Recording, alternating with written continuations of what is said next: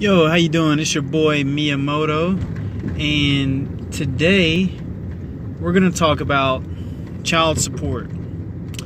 You know, I don't care if you're a MGTOW guy or blue pill, red pill, however you classify yourself.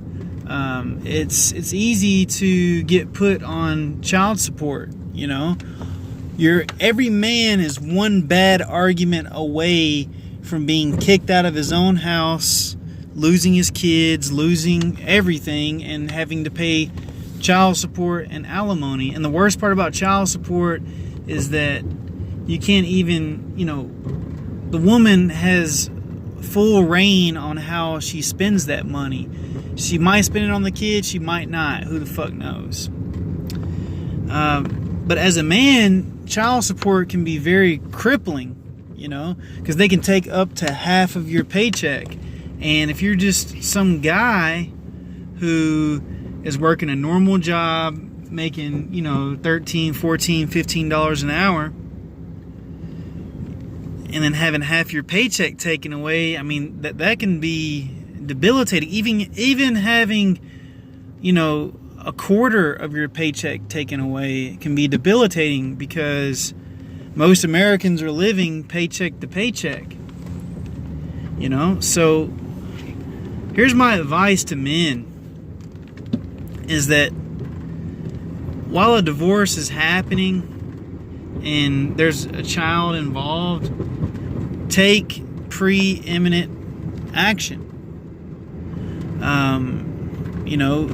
Get fired from your job and then take a lower paying job until all of these proceedings are over, so that you can maybe get your child support lowered. I've heard of cases where guys quit their jobs on purpose, or they'd get laid off from their job and they use that as an opportunity to get their child support lowered. So there's all these mind games that you have to play with your ex, because if you piss her off too much, she can always take you back to court and do another analysis and try to get the child support raised and extract more money from you. So there's this battle of emotion that's constantly going on with you and your ex, constantly. So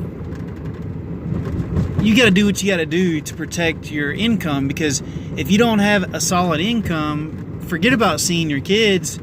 You're going to be too busy working 2-3 jobs. And even if you want to fight for some sort of custody, you're going to have money to do it. Lawyers are not free. They're not cheap. To fight a custody battle, you're going to need at least $10,000 to do so. And you might be in and out of court all the time, depends on how bitter the baby mama is. But it's a dangerous game. And if you don't pay your child support, you can go to prison. Get your driver's license taken away. But there's been a lot of Supreme Court cases that have came out and have supported the idea that if you can prove that you're not paying child support due to your inability, not due to your unwillingness to pay, they can't put you in jail. I can't remember what that Supreme Court case is, but if you email me, I can look that up for you. Just shoot me your email in the comment section. I can send you that Supreme Court case and cite it in court. Use it to your advantage, to your benefit.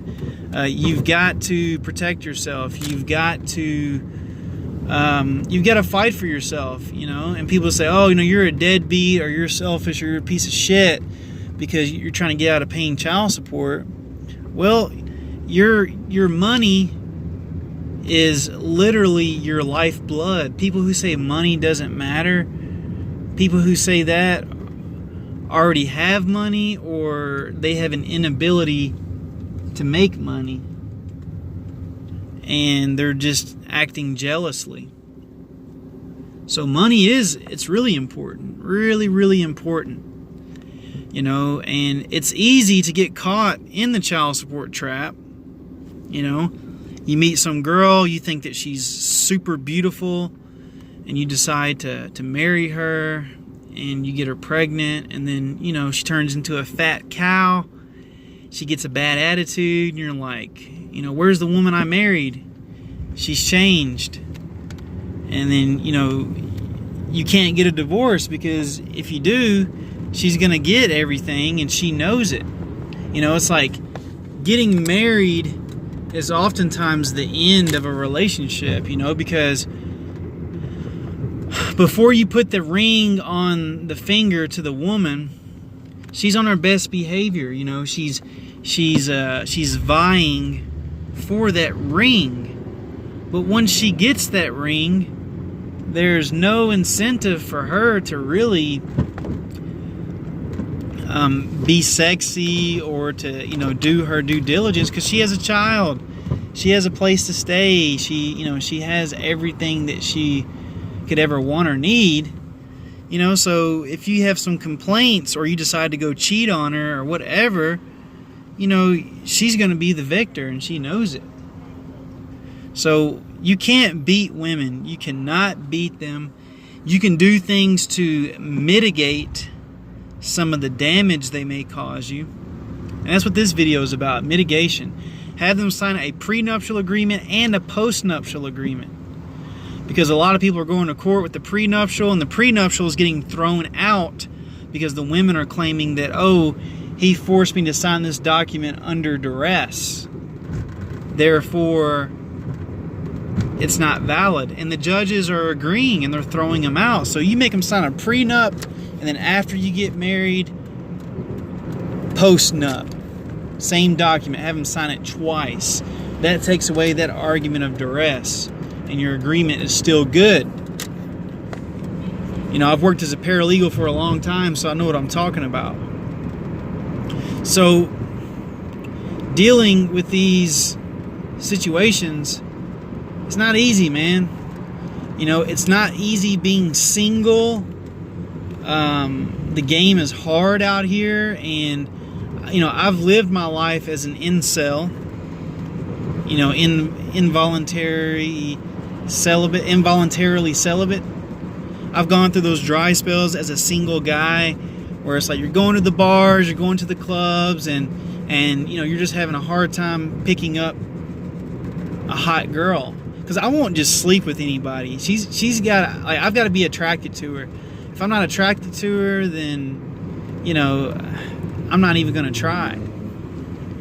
And sometimes you can go through dry spells that last for weeks or even months, and you start feeling like shit. So the first time that you do get with a hot girl, you can feel like the luckiest guy on earth. But like I said, you get her pregnant, or a few years goes by and she gets fat, she stops taking care of herself, and and then you're like, my God, what did I sign up for? So marriage is a really raw deal in a lot of ways, but the main benefits of marriage is domestic comfort and domestic security. That's it. Domestic comfort, domestic security. In some ways, getting married can actually help your career as a man, because when you take the stress off of your shoulders of having to go out and find pussy every weekend, or the prospect of looking for someone to date, like the dating process is long, it's drawn out, it's exhausting. So once you get married, it can actually free you up and allow you to focus more on your career. Because hey, I got the woman I want. I can go home every night, have sex with her. I don't have to chase these women out here. She's cooking for me. She's got a warm meal waiting on the table for me. I'm good. I don't have to worry about this stuff anymore.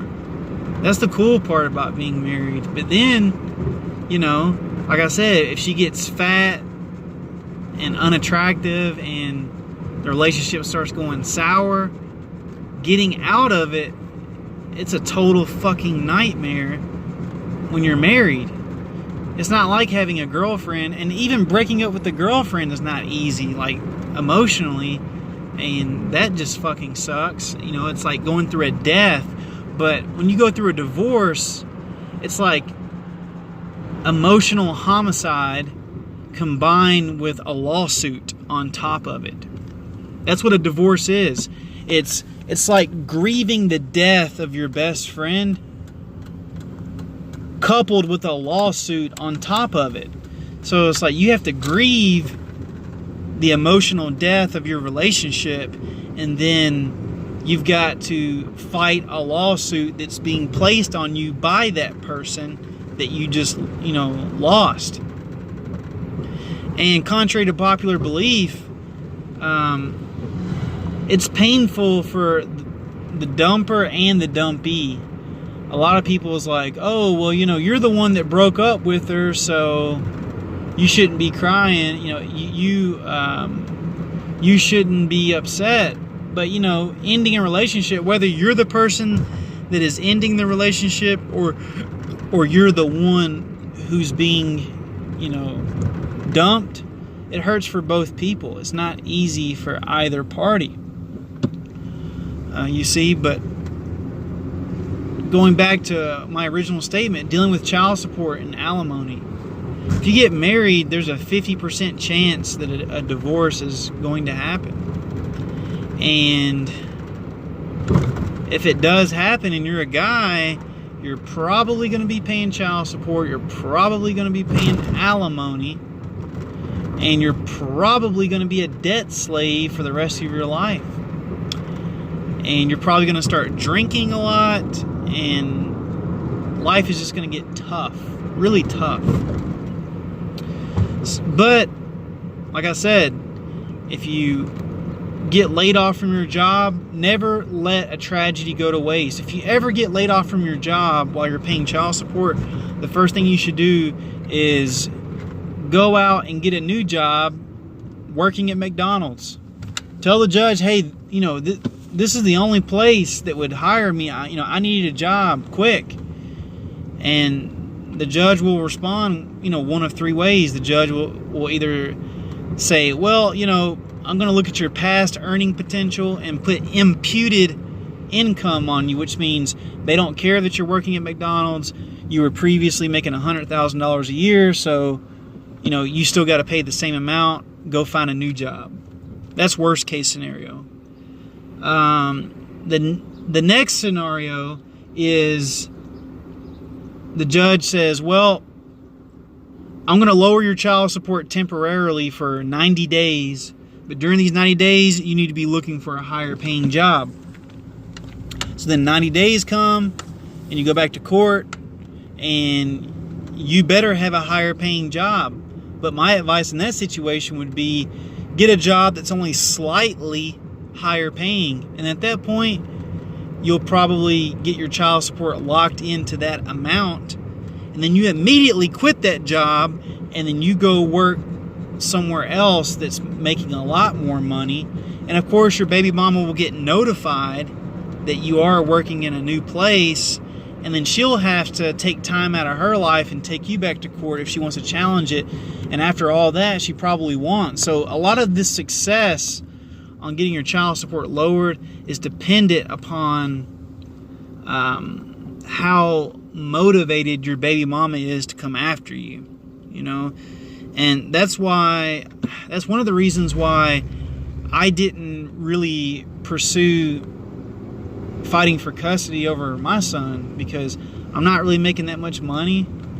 I don't have my shit together, and I couldn't afford it, because she's making $100,000 a year, and I'm just kind of, making a meager income, and I'm just not in a position to fight her, so I'm still paying child support, but I pretty much had to, let my son go until he gets older, and it's easier for him to reach out to me, and then at that point, there's less restriction. Because he will get curious. One day he will say, who the fuck is my dad? Who is he? Who is that guy? And, you know, he's gonna look for me. Kids are smart these days. They use YouTube and Google, and he'll find me rather quickly, and he'll reach out. You know, he's 5 years old now, and I expect to hear from him, you know, in a couple of years. I expect to get some sort of message from him, you know. So yeah, getting back on track. If you're paying that kind of money, that high amount of money in child support, don't commit suicide. Don't let it get you off your seat, because there's ways you can get it lower. There's ways you can fight back. So if you need help, shoot me an email. Drop it in the comment box.